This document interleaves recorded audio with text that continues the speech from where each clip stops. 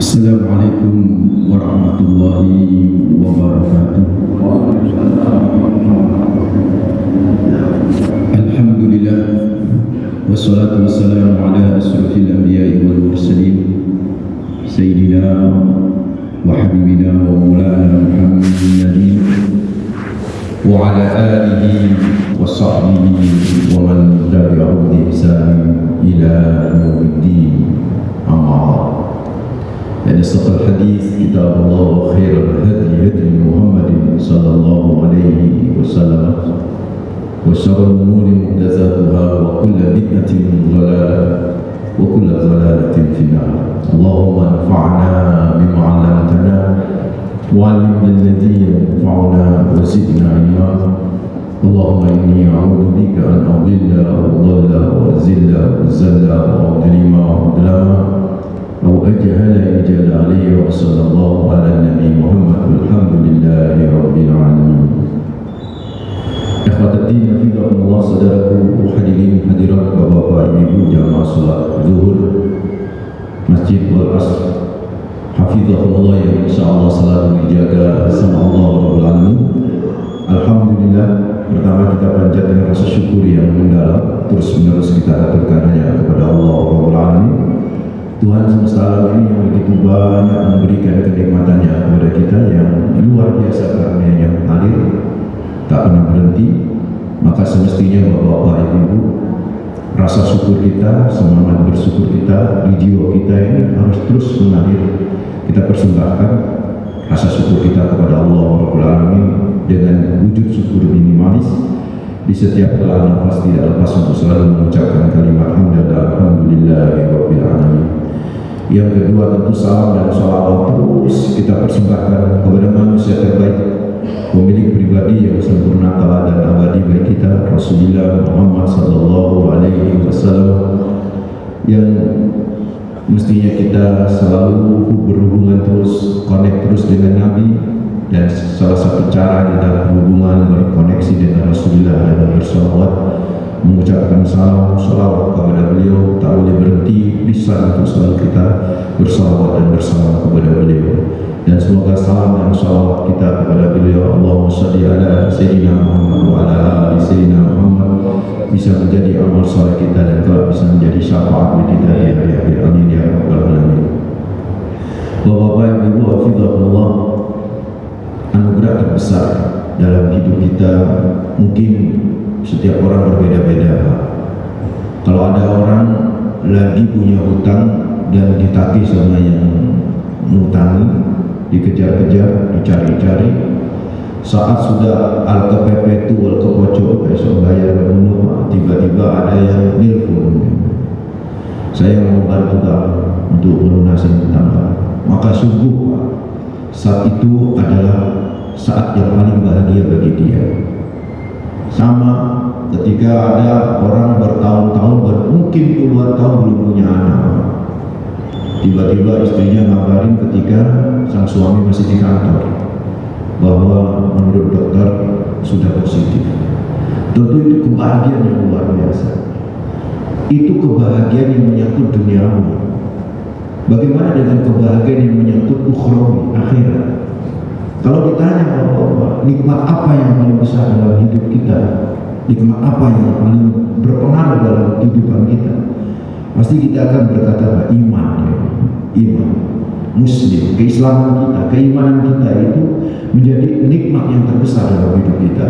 Sebagaimana sering khatib-khatib di mimbar itu berkata, ya ayyuhalladzina amanu taqullaha haqqa tuqatih wa la tamutunna illa wa antum muslimun. Jangan sekali-kali kalian meninggal dunia kecuali dalam kondisi berselimut iman. Artinya apa? Yang namanya iman itu menjadi nikmat yang terbesar. Itu tidak salah, Pak. Nikmat terbesar adalah iman, nikmat terbesar adalah Islam. Tapi apakah kita bisa beriman kepada Allah, Pak? Kalau nggak ada yang mengenali Allah kepada kita, apakah kita beriman terhadap Al-Quran? Kalau nggak ada yang ngajarin Al-Quran dalam hidup kita, Pak, apakah kita beriman? Karena beriman itu ada nama. Al-iman billahi wa malaikatihi wa kutubihi wa rusulihi wal yawmil akhir wal qadar. Iman kepada Allah, iman kepada malaikat, iman kepada kitab-kitab, iman kepada para rasul, iman kepada qadar, iman kepada hari akhir, iman kepada qadar yang terakhir. Bagaimana kita bisa mengenal Allah kalau nggak ada yang kenalin kepada kita tentang Allah? Kita nggak bisa ma'rifat kepada Allah Bapak tanpa kita bisa ada yang mengenalkan, ada yang menta'arufkan kita dengan Allah. Dan jawabannya adalah Rasulullah Sallallahu Alaihi Wasallam. Sehingga kalau dikatakan nikmat terbesar, anugerah terbesar dalam hidup kita adalah iman, itu tidak salah. Tapi ingat, kita tidak akan mungkin dan tidak bakalan beriman kepada Allah tanpa siapa? Rasulullah Muhammad Sallallahu Alaihi Wasallam. Sehingga dari sini bahwa ada ulama, bahkan hampir semua ulama menyatakan bahwa anugerah terbesar dalam hidup kita itu adalah Rasulullah Muhammad Sallallahu Alaihi Wasallam. Ya Rasulullah, engkau adalah anugerah terbesar dalam hidup kita. Itu tema kita. Dan tema ini terungkap dari sebuah makalahnya para ulama. Di antaranya para ulama berkata begini, laulan nabi ma'araftu rabbi. Andai tidak ada nabi, kita nggak bakalan bisa mengenal Tuhan Allah Rabbul Alamin. Ada sebuah pernyataan yang luar biasa dari seorang ulama besar, namanya Ibnu Taimiyah. Mungkin pernah Bapak dengar nama itu, Ibnu Taimiyah. Ibnu Taimiyah ini ulama salafi, ulama yang sangat ketat dalam urusan hadis, ulama yang sangat ketat dalam memvalidkan dan mensahihkan sebuah hadis. Itu Imam Ibnu Taimiyah. Ibnu Taimiyah punya santri itu banyak, Pak. Di antara yang terkenal Bapak mungkin pernah dengar nama itu, familiar. Ada Ibnu Katsir, itu santrinya murid langsung daripada Ibnu Taimiyah. Ada Al-Bazzar, perawi hadis, itu muridnya Ibnu Taimiyah. Ada yang terkenal Ibnu Al-Jauzi, itu juga muridnya Imam Ibnu Taimiyah. Ada juga Az-Zahabi, itu muridnya orang-orang hebat semua itu, saudara. Dan selama ini kita sebagian kelompok berkata bahwa Ibnu Taimiyah itu orang yang kaku dan keras. Ternyata tidak. Perhatikan, saudara kata dia Allah. Beliau menyatakan begini terkait ketika ada hadis, yang hadis ini menunjukkan bahwa kecintaan kita kepada Rasulullah itu harus dalam. Nabi pernah bersabda dalam riwayat Sahih Bukhari, la yu'minu ahadukum hatta akuna ahabba ilaihi min nafsihi wa waladihi wa ahlihi wa nasi ajma'in.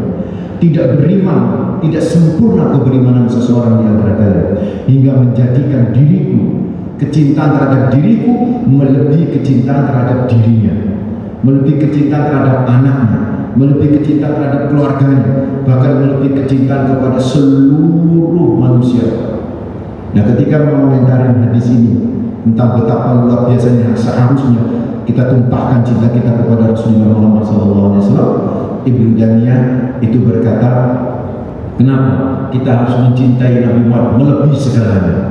Kata beliau, Pak Ibnu Taimiyah, li'anna a'dhamal khair, karena sesungguhnya sebaik-baiknya kebaikan di dunia wal akhirah yang kita dapat di dunia dan di akhirat, Pak, tidak akan pernah kita dapat itu semua illa bin yadi Rasulullah sallallahu alaihi wasallam, kecuali melalui tangan Nabi Muhammad sallallahu alaihi wasallam. Dengan bahasa lain, Ibnu Taimiyah menyatakan kita tidak akan bisa menjadi orang baik, kita nggak akan bisa menjadi orang mukmin, kita nggak bisa menjadi orang muslim kecuali sentuhan tangan Rasulullah Muhammad sallallahu alaihi wasallam. Sehingga dari sini hadirin hadirat, kalau dikatakan apa anugerah terbesar dalam hidup kita, maka jawaban yang tepat adalah kehadiran Nabi Muhammad sallallahu alaihi wasallam.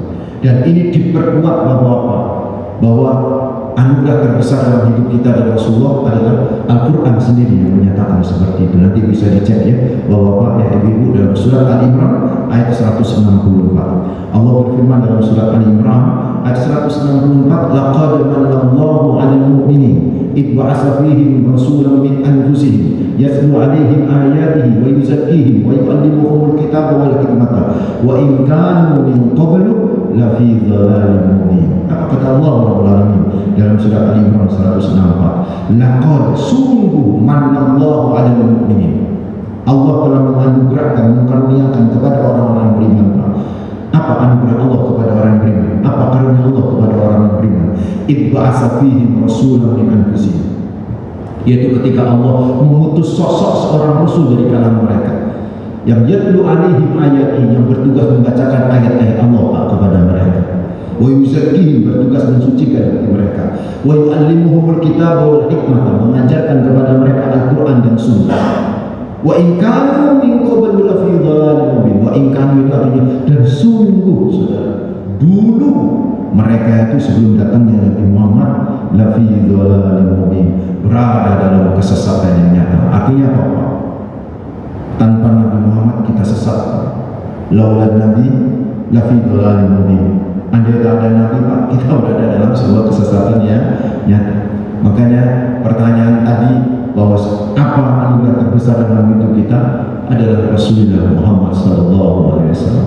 Karena itu Bapak-bapak, teman-teman di sini mengadakan acara pekan Maulid itu bagian daripada ekspresi kebahagiaan kita. Karena mohon maaf, yang tidak bahagia terhadap kelahiran Nabi Muhammad, yang tidak bahagia terhadap kehadiran Nabi Muhammad SAW, itu iblis. Jadi dulu Pak, iblis itu dilaporin oleh anak buahnya, tentara-tentaranya, bala tentaranya. Ada anomali, ada suatu hal yang agak berbeda.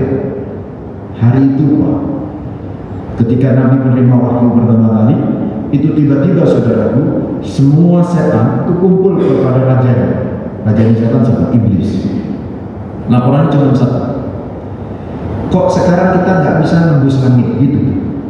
Jadi dulu Pak, setan-setan itu bisa nembus langit, deng, terus nguping informasi dari langit. Informasi dari langit ini kemudian diambil sama setan-setan itu, dibawa turun, dijual ke para dukun. Maka dukun-dukun sebelum Nabi Muhammad jadi Nabi Pak diutus, itu sakti mandraguna, sakti mandraguna. Dan apa yang dikatakan dukun itu mesti mirip dengan kenyataan. Karena memang itu informasi dari langit yang dicuri oleh setan, kemudian dijual kepada para dukun itu, berkolaborasi dengan manusia yang berpraktek dukun. Dulu begitu tuh, di Mesir itu seperti itu. Makanya kenapa Fir'aun itu Pak? Fir'aun itu benar-benar ketika dia bermimpi bahwa dia akan dihancurkan oleh satu orang dari kalangan Bani Israel, itu dukunnya menyatakan itu kau harus bunuh anak-anak. Itu benar, karena memang informasinya seperti itu. Masa lalu begitu. Ternyata pada abad ke Nabi lahir kan 570 Pak. Nabi lahir. Terus jadi Nabi itu pada usia 40. Jadi sekitar 600-an, abad ke-6 atau abad ke-7 awal. Itu tiba-tiba ketutup semua. Ruju masyayatin. Bukan ketutup sebenarnya. Jadi langit itu seperti ada tembakan. Jadi siapapun setan yang mendekat Pak, rujuman. Dihujani oleh kayak meteor, sehingga setan bisa mendengarnya. Ada apa ini iblis? Iblis juga nggak bisa jawab. Dicari di seluruh bataran di dunia ini Pak, di pojokan dunia, ketemulah di Saudi, ketemulah di Mekah. Ternyata ada Nabi, dan Nabi ini adalah Muhammad SAW. Sejak itulah kemudian iblis dan seluruh bala tentaranya Bapak tidak pernah berhasil mendapatkan informasi langit. Terus kenapa sekarang dukun-dukun praktek? Nah itu makanya kenapa orang dukun sekarang disebut orang pintar. Karena memang sebenarnya itu setan itu tuh tetap ngedol kepada dukun itu, tapi setan itu manipulasi nambah-nambah yang bukan. Dan akhirnya kemudian dukun itu juga mendapatkan informasi palsu. Makanya sekarang ini dukun-dukun gak ada yang sakti gara-gara itu Rasulullah Muhammad SAW. So yang nggak senang itu ya iblis, yang nggak senang itu iblis. Karena itu saudara ikhwatatina fillah, ini poin pertama yang saya sampaikan, kita harus bahagia Pak dengan kehadiran, karena itu adalah anugerah terbesar dalam hidup kita. Apalagi Allah sendiri berkata, "Qul bi fadlillah wa bi rahmatihi wa bidzalika yafrahu huwa khairun mimma yajma'un." Katakan ya Muhammad, bi fadlillah, dengan karunia Allah, wa bi rahmatihi, dan dengan rahmatnya Allah, wa bidzalika falyafrahu, mestinya mereka bergembira. Yang dimaksud fadlillah, karunia Allah itu Al-Qur'an. Kata para ulama, wa bi rahmatihi, dan yang dimaksud dengan rahmat Allah yang kita mesti bergembira adalah Rasulullah Muhammad SAW, berdasarkan ayat lain, wa ma arsalnaka illa rahmatan lil alamin. Tidaklah kami utus engkau ya Muhammad kecuali engkau sebagai rahmat bagi alam semesta. Berarti Nabi ini rahmat Pak. Karena Nabi rahmat, maka di Yunus 58 kita diperintah untuk bergembira dengan sang rahmat. Maksudnya kita diperintah bergembira dengan kehadiran Nabi Muhammad SAW. Jangankan kita bergembira dengan kehadiran Nabi, Pak. Ada Nabi yang hebat, Pak, namanya Nabi Ibrahim alaihissalam, Abul Anbiya, bapak para nabi. Itu bukan hanya gembira, Pak. Minta kepada Allah supaya Nabi itu hadir di muka bumi. Ketika Nabi Ibrahim habis membangun Ka'bah, Nabi Ibrahim itu selesai membangun Ka'bah, itu berdoa kepada Allah. Doanya banyak. Di antara doanya adalah Rabbana taqabbal minna innaka antas samiul alim. Ya Allah, aku udah bangun nih. Taqabbal minna, terimalah apa yang aku lakukan, membuat Baitullah atas perintah. Innaka antas samiul alim. Sesungguhnya engkau adalah maha mendengar lagi maha mengetahui. Terus juga berdoa supaya warga yang di sekitar Ka'bah ini menjadi warga yang diberi rezeki yang lapang, diberi buah-buahan. Nah, ini kenapa Bapak kalau hadir di Mekah, terutama di Taif itu, Pak, Mekah sekitar, itu buah-buahnya beragam dan itu tidak ditanam di situ, Pak. Jadi itu karena doanya Nabi Ibrahim. Terus Nabi Ibrahim juga berdoa, ya Allah, jadikanlah negeri ini baladan aminah warzuq ahlahu minas samar. Itu doanya Nabi Ibrahim setelah bangun Ka'bah. Jadikan nanti ini aman, jadikan nanti banyak buah-buahan, jadikan orang-orang senang datang ke sini. Makanya awalnya Ka'bah itu sepi, menjadi ramai. Terus apalagi doanya Nabi Ibrahim? Nah ini, Pak, yang terkenal doanya Nabi Ibrahim di Al-Baqarah 129. Rabbana wa ba'ats fihim rasulan minhum yatlu 'alaihim ayatika wa yu'allimuhumul kitaba wal hikmata wa yuzakkihim innaka antal alimul hakim. Ini doa yang terakhir, ini doanya itu Nabi Ibrahim setelah minta, ya Allah, jadikan Ka'bah ini tempat yang ramai, semua orang kepingin ke Ka'bah, dan itu dikabulkan sama Allah, Pak. Terus dan itu tidak pakai lama, karena selang beberapa tahun setelah ditinggal oleh Nabi Ibrahim, asalnya itu lembah yang tak bertuan, Pak. Itu loh, Nabi Ibrahim datang sudah banyak perkampungan di sini, banyak perkampungan. Nabi Ibrahim itu meninggalkan Ismail sekitar 7 tahun, Pak. 7 tahun balik ke situ, itu sudah banyak yang namanya perkampungan itu, rumah-rumah di sekitar bangunan yang dibangun, yang telah akan dibangun Ka'bah di situ. Jadi dikabulkan sama Allah, termasuk Rabbana wa ba'ats fihim rasulan min anfusihim. Rabbana wa ba'ats fihim rasulan minhum. Ya Allah, utus satu sosok nabi dari kalangan mereka yang ada di sekitar Ka'bah. Dan ini yang dimaksud adalah Rasulullah Muhammad sallallahu alaihi wasallam. Baru dikabulkan 30 generasi, Pak. 30 generasi. Karena nanti Nabi Ibrahim ini pulang lagi, Pak, ke Palestina. Beliau kemudian dengan Sarah punya anak namanya Ishak. Nah, beratus-ratus tahun dari rahimnya atau dari Ishak ini banyak nabi dari kalangan Bani Israel. Tapi ketika beliau berdoa dengan Ismail di Ka'bah, itu dari Ismail alaihi salam itu nggak ada nabi, Pak. Baru 30 generasi baru muncul nabi. Kalau satu generasi itu taruh kata 50 tahun, berarti kalau 30 generasi berarti sekitar 1500 tahun, Pak, baru muncul nabi. Jadi bentangannya itu 15 abad dari mulai Nabi Ismail sampai munculnya Nabi Muhammad SAW. Muhammad bin Abdullah bin Abdul Muttalib bin Hasim bin Abdul Manaf bin Husain bin Kilab bin Murrah bin Ka'ab bin Luway bin Ghalib bin Fikhr bin Malik bin Kinana bin Nawar bin Kinana bin Malik bin Mudar bin Nizar bin Muqawwim bin dan seterusnya, saya hafal sampai kepada Ibrahim alaihissalam. Itu saudara kekhawatiran itu 30 generasi. Dan Nabi Ibrahim itu selalu menunggu, tapi ternyata tidak muncul di masa beliau. Munculnya 15 abad kemudian. Ini Nabi Ibrahim, Pak. Betapa berharap banget akan kehadiran Nabi Muhammad SAW. Ada nabi lagi itu, Pak, yang sangat, kalau Nabi Ibrahim ini dia berharap, Pak. Kalau nabi yang satu ini selisihnya dengan Nabi Muhammad 6 abad, selisih dengan Nabi Muhammad 6 abad. Dan ini nabi terakhir dari kalangan Bani Israel, yaitu Nabi Isa alaihissalam. Jadi Nabi Isa itu nabi terakhir, Pak, dari kalangan Bani Israel. Makanya kenapa Nabi Isa tidak punya istri? Kenapa Nabi Isa kemudian tidak punya istri, otomatis tidak punya anak? Memang dikodar begitu sama Allah. di skenario seperti itu. Supaya apa? Supaya setelah Nabi Isa tidak ada klaim kenabian. Dan itu ngapunten nggih, orang-orang Nasrani sama orang Yahudi dalam hal ini jujur. Orang-orang Yahudi dan Nasrani dalam hal ini jujur. Dari mulai zaman Nabi Isa sampai munculnya Nabi Muhammad, nggak ada yang klaim Nabi. Karena memang mereka tahu bahwa Isa itu terakhir. Tapi setelah Isa alaihissalam itu nanti muncul Nabi. Kenapa mereka yakin setelah Isa muncul Nabi? Tapi mereka nggak pernah mengklaim diri mereka Nabi, karena dikunci sama Nabi Isa. Jadi Bapak bisa cek nanti di surat As-Saff ayat 6. Nabi Isa itu, kenapa Nabi Isa disebut Al-Masih?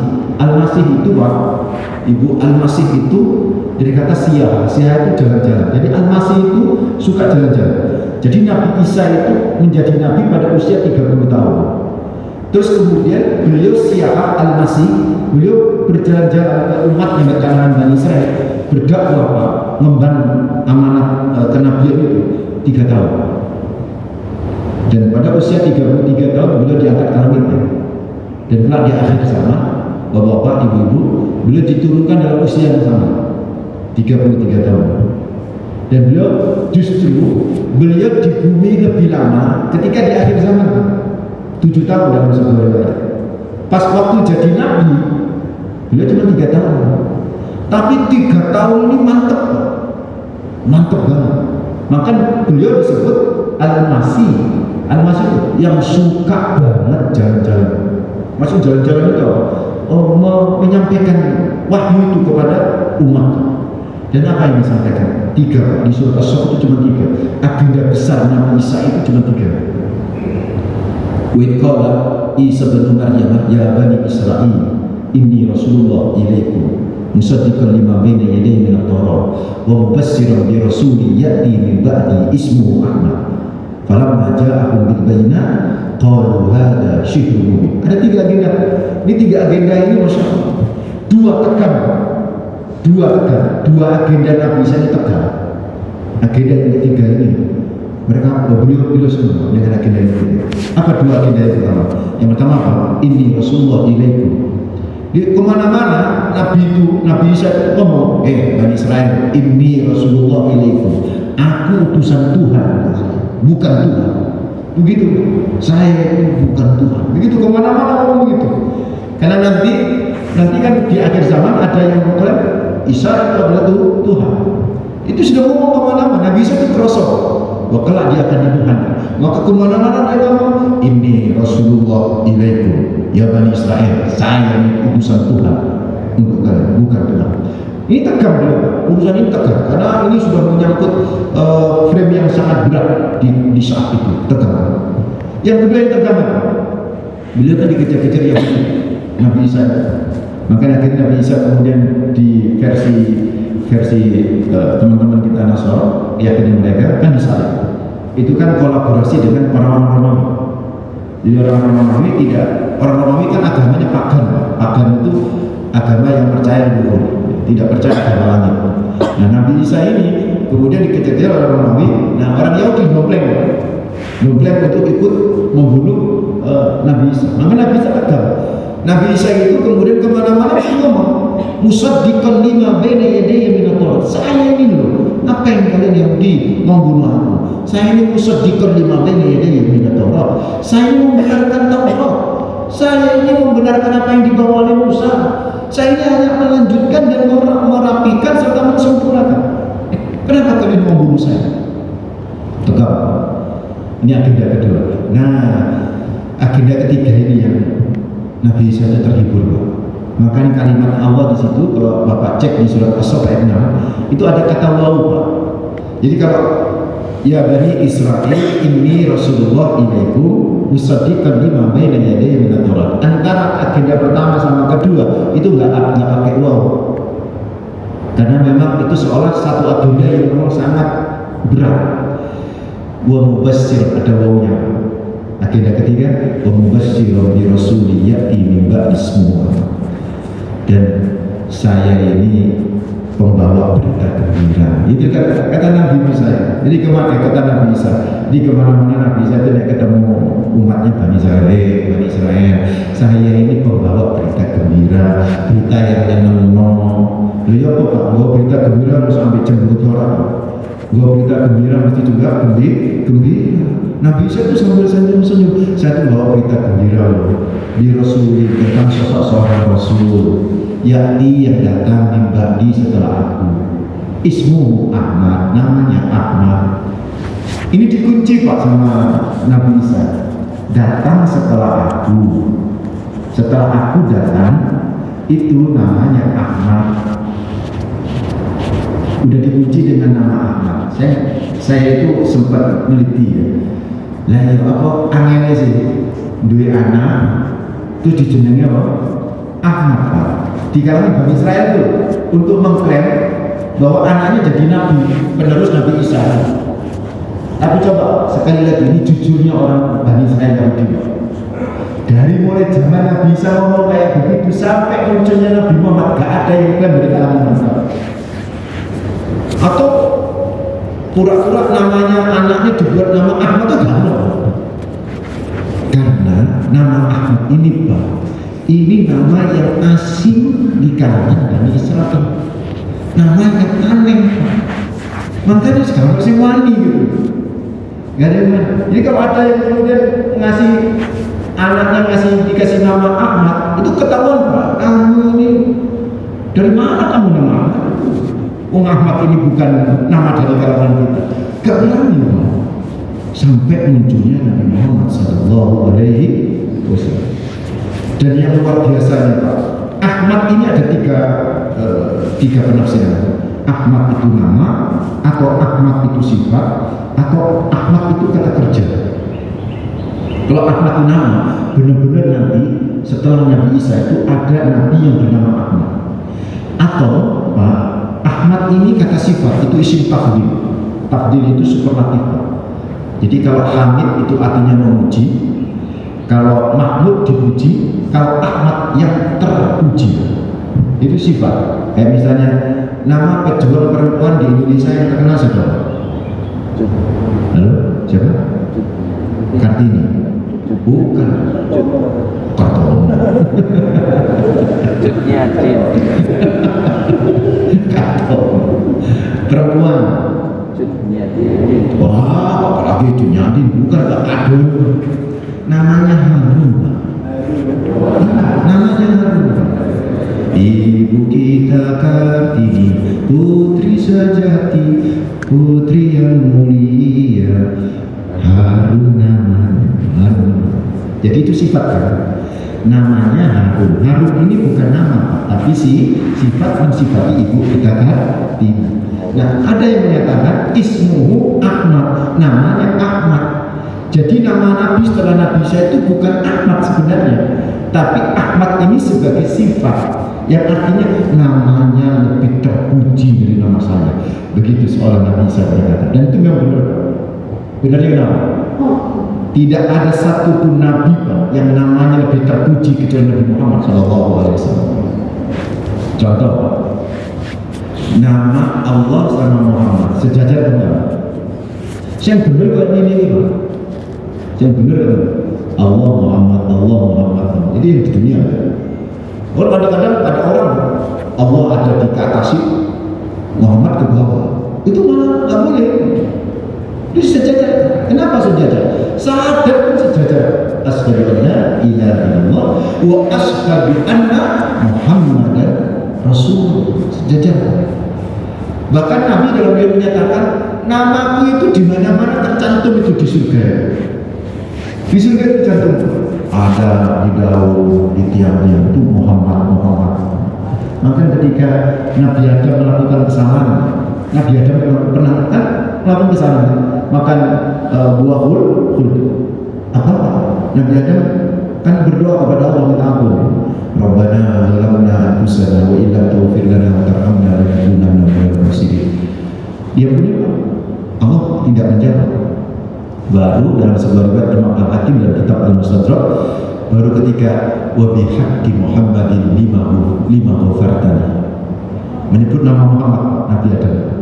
Wa bihaqqi Muhammadin lima ghafartani. Ya Rabb, dengan nama Muhammad, ampuni aku. Gitu loh. Allah langsung tanya, ada kaifa arafta Muhammadan wa lam akhluqhu? Dari mana kamu tahu nama Muhammad padahal belum aku ciptakan? Ini sahih Pak di kitab Al-Mustadrak Imam Al-Hakim, disahihkan oleh Imam Al-Hakim, ini disahihkan oleh Al-Baihaqi. Dari mana kamu? Kaifa arafta Muhammadan? Bagaimana kamu bisa tahu nama Muhammad wa lam akhluqhu? Padahal belum aku ciptakan dia. Terus Nabi Adam berkata, ya Rabb, falamma khalaqtani biyadika, ketika kau menciptakan aku dengan tanganmu, wa nafakhta fiha min ruhik, dan kau tiupkan rohmu pada jasadku sehingga aku hidup, aku sujud, dan rafa'tu ra'si, angkat kepalaku dari sujud kepadamu. Ra'aitu maktuban tahta arsyika, aku melihat di bawah arasmu kalimat la ilaha illallah Muhammadur Rasul. Aku duga ya Rabb, wa alimtu, saya agak lupa teks asli terusannya, wa alimtu, aku tahu tidak mungkin ada sebuah nama yang terjemahnya bisa bersanding dengan namamu kecuali sang pemilik nama, makhluk yang paling engkau cintai. Langsung Allah berkata, sadaqta innahu la ahabbul khalqi, benar ada, itu adalah makhluk yang paling aku cintai. Tuh saudara. Jadi apa yang dikatakan Nabi Isa bahwa namanya Ahmad lebih terbuka, itu benar. Apalagi tahun 70-an Pak, itu ada buku karya Michael Hart, 100 tokoh berpengaruh di dunia. Nomor 1 siapa Pak? Nabi Muhammad. Nabi Muhammad. Nomor 2 Isaac Newton. Nomor 3 baru Nabi Isa. Jadi Nabi Isa udah ngomong bahwa nama dia lebih terpuji di bulan Rasul. Itu Ahmad Pak. Atau Ahmad itu tafsir yang ketiga adalah kata kerja. Ahmad itu artinya aku selalu memujinya. Jadi ismuhu Ahmadu, nama dia, aku selalu memujinya, kata Nabi Isa. Maka Nabi Isa itu kemana-mana memuji Nabi Muhammad SAW. Karena itu Bapak, ngapunten deh, keyakinan kita Injil, Taurat itu mesti ada nama Muhammad. Maka di Al-Quran sendiri disebutkan dia ya'rifunahu kama ya'rifuna abna'ahum. Mereka mengenal Nabi Muhammad seperti mereka mengenal anak keturunan mereka. Saking dekatnya, saking seringnya nama Nabi Muhammad ini disebut saudara. So, kalau Nabi Isa, Nabi Ibrahim begitu bahagia dengan kehadiran Nabi Muhammad, maka siang hari ini Pak, mestinya kita juga bahagia Pak. Nggak usah debat ya kan ya, maulid atau maulid dulu oleh orang suka sakit Pak. Ya kalau Bapak senang ada momentum kelahiran anak kita Pak, itu anak Pak yang ya mungkin belahan hati kita, tapi kan nggak memiliki pengaruh yang besar dalam hidup di dunia ini Pak. Ini sosok manusia hebat yang bisa memberikan perubahan luar biasa dalam hidup kita. Kok ya biasa-biasa mawon, itu namanya Bapak al-namanu wal kebajutan. Ayo Bapak. Makanya kenapa saya ngasih tema ini, meskipun mungkin tahun yang kemarin sudah pernah saya bahas, tapi saya bahas lagi supaya kita care gitu. Bahwa Rasulullah itu adalah nikmat terbesar dalam hidup kita. Ini bukan cuma di Salah yang ngomong, tapi banyak ulama yang ngomong. Di antara tadi saya menukil, kenapa saya menukil Ibnu Taimiyah? Kenapa? Karena murid-muridnya, bukan murid, pengikutnya Ibnu Taimiyah ini Pak, banyak yang menolak maulid itu. Maka saya nukil dia, tokohnya saya nukil, ternyata beliau itu di kitab beliau itu menyatakan kita nggak akan pernah bisa mendapatkan kebaikan di dunia dan di akhirat illa min yadi Rasulullah sallallahu alaihi wasallam, kecuali lewat tangan Nabi Muhammad sallallahu alaihi wasallam. Artinya bahwa kalau kemudian Nabi lahir di bumi ini, ya wajib bagi kita berbahagia, dan caranya ya sudah tentu mengikuti ajarannya Pak, meneladani akhlaknya Pak, banyak sholawat Pak.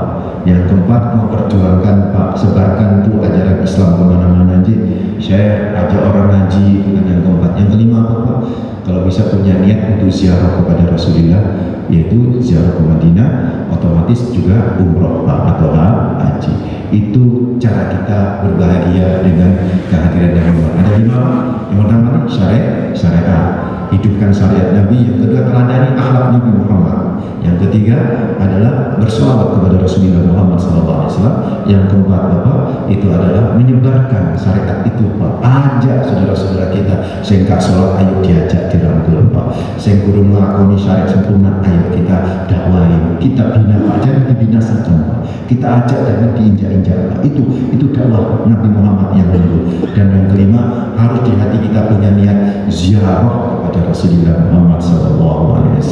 Mudah-mudahan kita bisa mengamalkan 5 hal itu sebagai wujud kita bahagia akan kehadiran Nabi Muhammad SAW.